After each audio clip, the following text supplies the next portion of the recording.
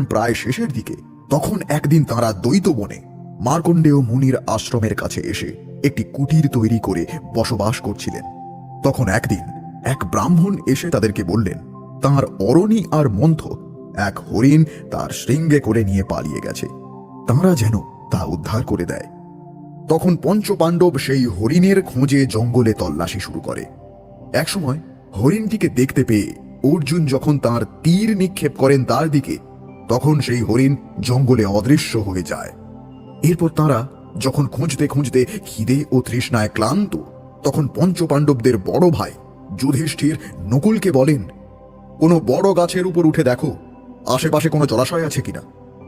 সেই মতো নকুল উঁচু গাছে চড়ে জলাশয়ের খোঁজ পেলে একে একে সহদেব, নকুল, অর্জুন ও ভীম সকলেই সেখানে জল খেতে যায় এবং প্রত্যেককেই সেই জলাশয়